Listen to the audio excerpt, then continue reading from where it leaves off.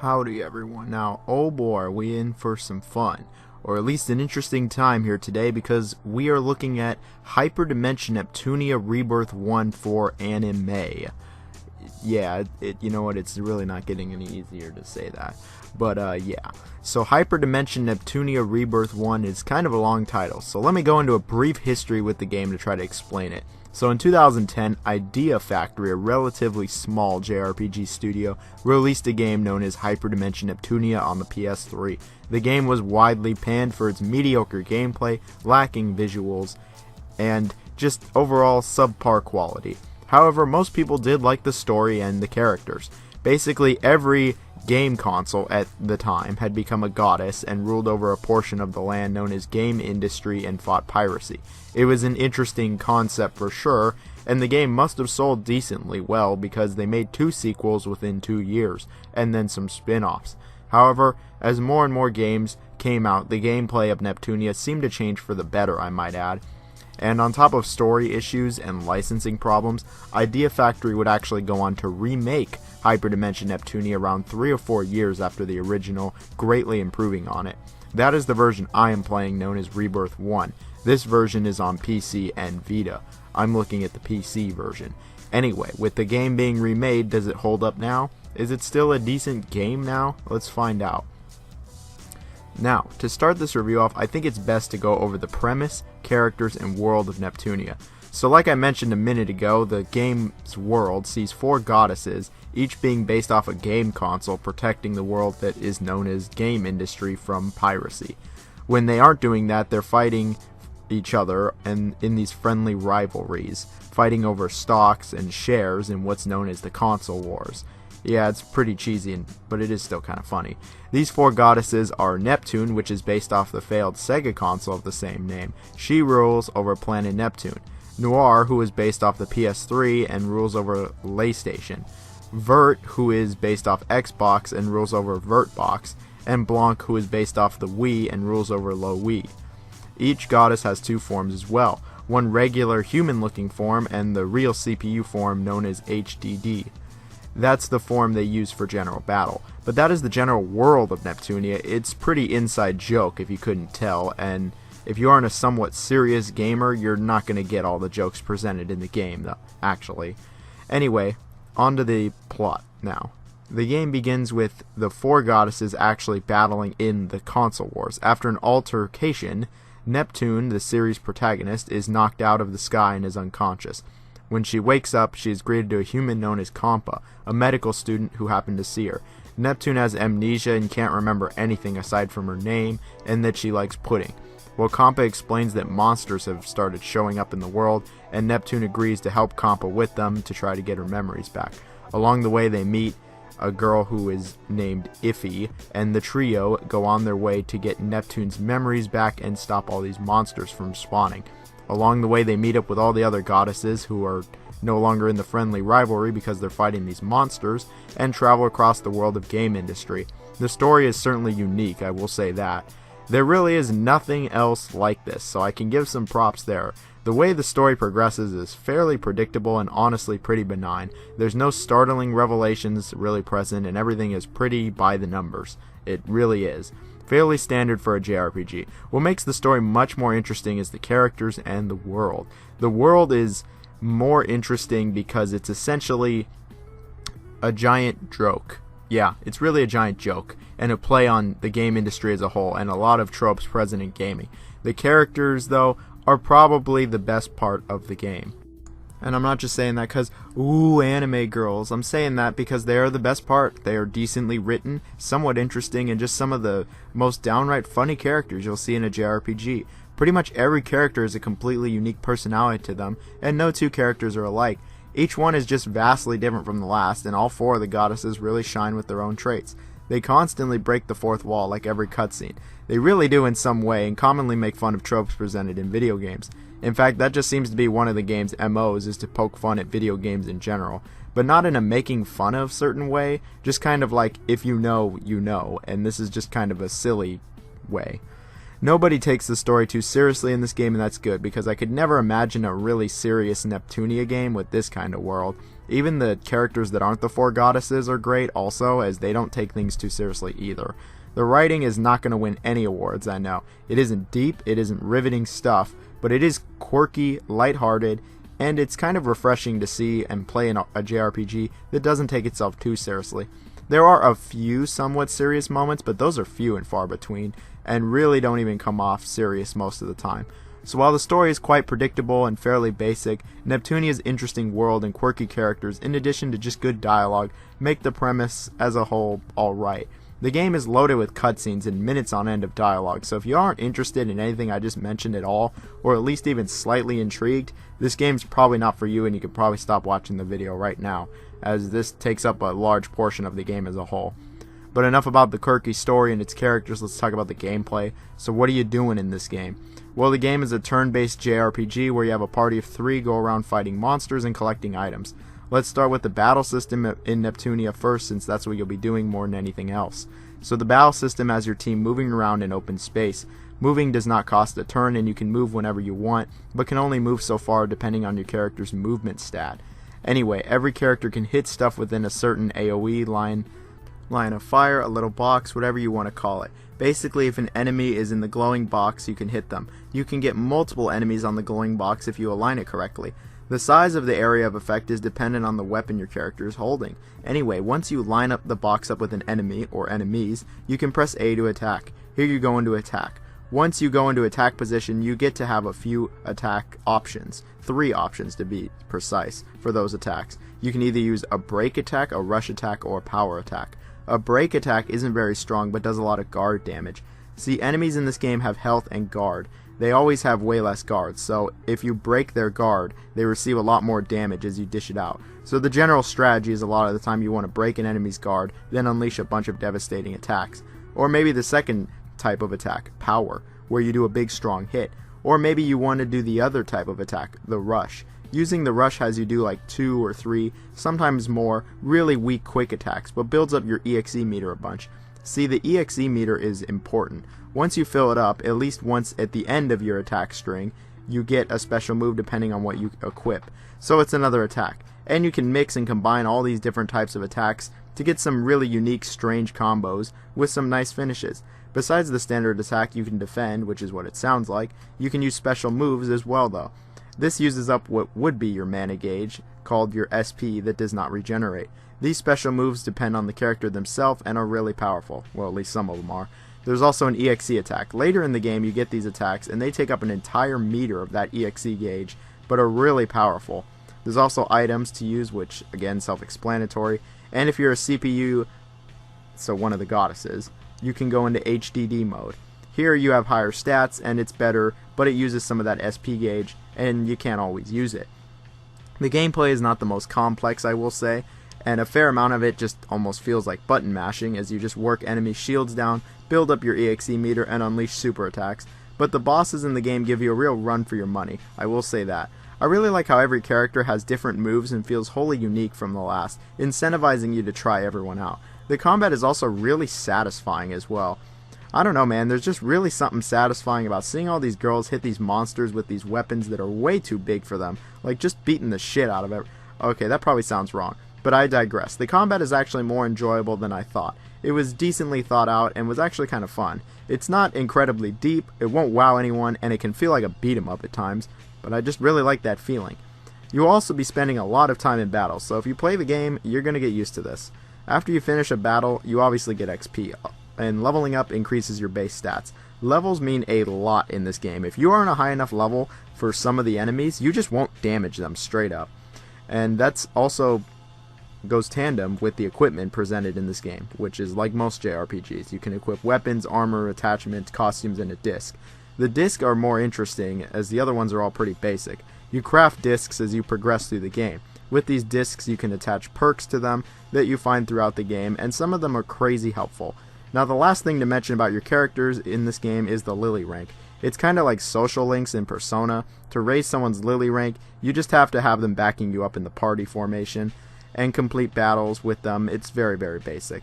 And in this game, it doesn't ultimately amount to all that much, besides a few special moves here and there. Okay, but that's enough of the battle system and its surrounding elements. Surely there's more to the game, right? Yeah, there is.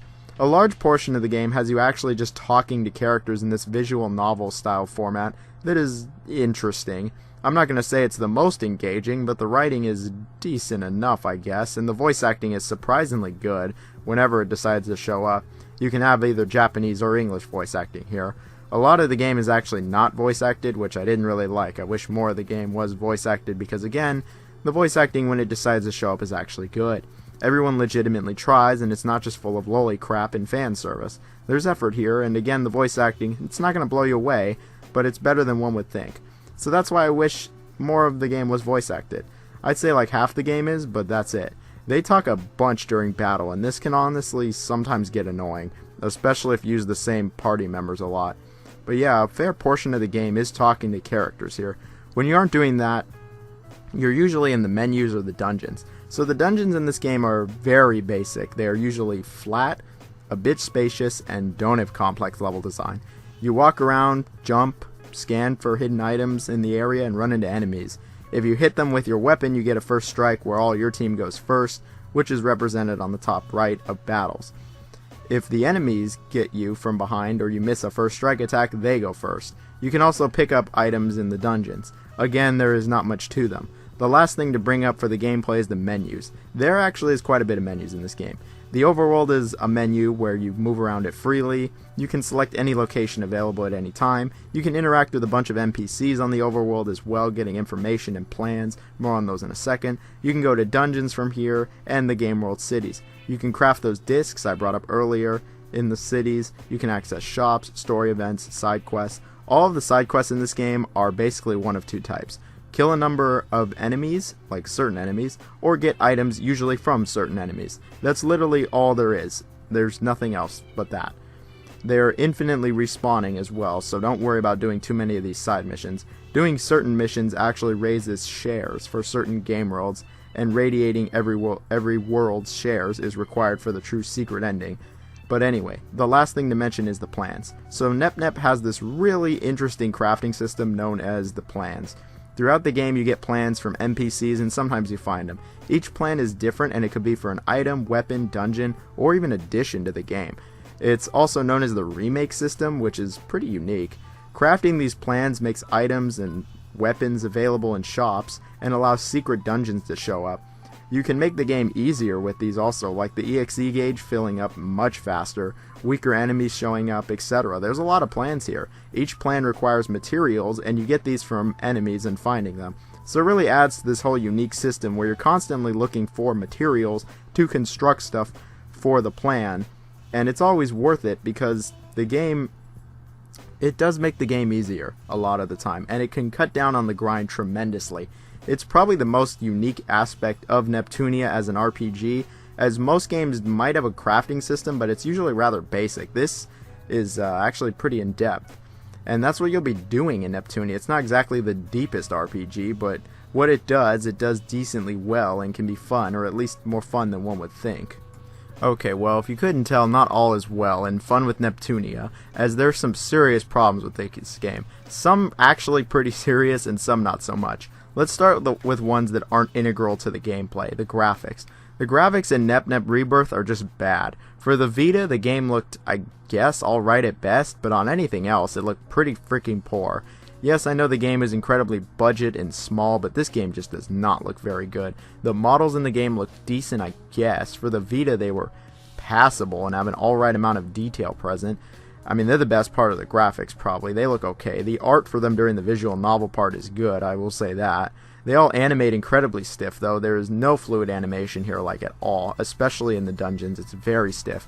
Speaking of dungeons, these dungeons look terrible. They all have bland, basic textures, no depth or detail to them whatsoever, and would not look out of place on the PS1, maybe even a PS2 game, like, in the early, 2000s, if we're lucky.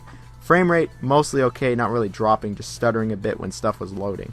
The graphics look really outdated, even for the time, and they're just not very good for the most part. It's not a massive deal, as I don't think anybody playing this game expects very good graphics, but these are just not up to par with most JRPGs, I'm not gonna lie. Another part that's really not up to most JRPGs is the music. Most of it is actually just really annoying. There's not very many tracks in the game, so there's a lot of repeat present here, and some of it is just really annoying. Like, some of the dungeon music is just terrible, and you hear it a bunch. It's not all bad. In fact, there's a couple good tracks in there, but they're beaten into the ground because you hear them so often. The battle theme is just not very good either. The only reason I can even remember it is because you hear it so often. I found the music annoying more than anything else. Sound effects really fall into the same category.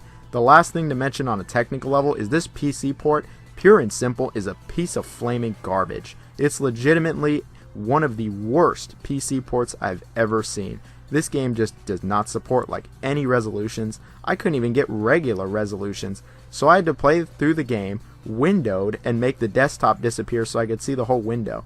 This is actually how my game looked when I played it. I've had it zoomed in the entire time. I've edited it because you guys don't want to see my desktop. Nobody does.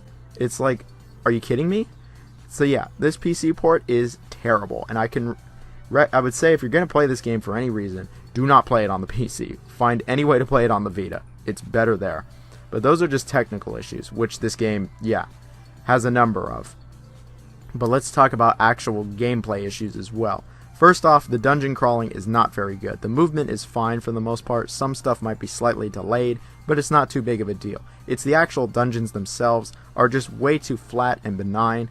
I got on Trails of Cold Steel for having basic dungeons, but this game is just beyond basic. This game makes Trails of Cold Steel look like Zelda dungeons. These are all incredibly linear, flat, basic. They're just straight lines. They're way too spacious. Like, why are some of these areas so open? There's just nothing to them, and they're just way too linear. It's just never any good with these dungeons. You just move forward and fight enemies. Like, it makes the dungeon crawling really quite questionable in general. I mean, it's not bad, but it can get very repetitive easily, and the dungeons won't exactly entice you. They're just incredibly shallow and basic.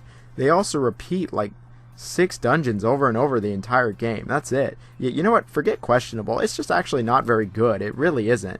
The dungeon crawling, yeah, no, it's not very good. Next is the interface. It's also kind of questionable. It's not that bad, but it just feels like there's just way too many menus. Like, there's menus within menus within menus, if that makes any sense. I wish it was streamlined more. It can be confusing when you first start, and this game just gives you the classic, just big walls of text when you start the game, which is just never good in my book.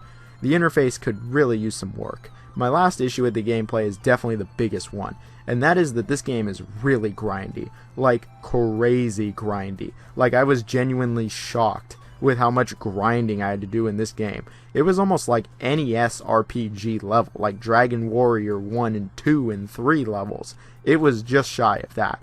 I had to do many hours of grinding in this game just to beat it. Not be like over leveled or anything, just beat it. It was ridiculous, and you have to do like the most grinding in the game at the beginning of the game. Easy. I probably grinded for an hour straight at the beginning of the game just to beat the first real boss of the game, which it seems that a lot of people can't do because there's just way too much grinding involved. You can just look at the percentages for the achievements, and you can see most people did not make it past the first boss. First real boss, anyway. Just constantly defeating the same enemies over and over and over to get enough XP to level up, to increase your base stats, to do enough damage, to defeat the first boss. It's just something that's not a very good trait, and I think it'll scare off a lot of new players. I already can tell you it did. I had to do probably 5 or 6 hours of grinding total in this game. Like, we're just talking straight grinding, killing enemies for the sake of getting XP and nothing else. Not doing side missions, not doing battles to continue the story, just grinding. That is really annoying. It's definitely the biggest issue with the game. Like, why do you have to do so much grinding? Why can't the enemies just give you more XP? As you get further and further through the game, you do get some plans and discs that make grinding significantly easier and less tedious. But that's in the later half of the game. You've already done a bunch. Like, hours of grinding. That's not fun. I don't mind a bit of grinding. It's fairly standard for a JRPG, but not hours upon hours. This game took me like 24, 25 hours to beat, so that means I spent like a fourth or fifth of the game just purely grinding. And this is a modern video game. This isn't like an old school tough as balls RPG. No.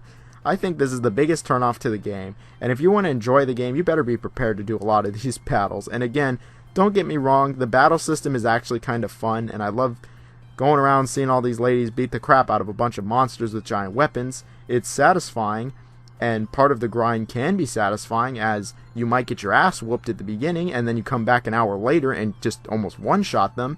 But when you have to do this much, I'm really not so sure anymore. It makes the combat feel repetitive, it can make the entire game feel repetitive, and this could have honestly easily been fixed by just giving you more XP. It can mess up the pacing of the game, especially at the beginning. Out of all the places to have a bunch of grinding, why do they have it at the beginning of the game? That's just upsetting. I think I've said my piece. It's obvious I dislike this aspect of the game a fair bit. It's time to move on to the conclusion. So in conclusion, is Hyperdimension Neptunia Rebirth a good game? I'd say it's alright. Is it a great game? Absolutely not. Is it a bad game?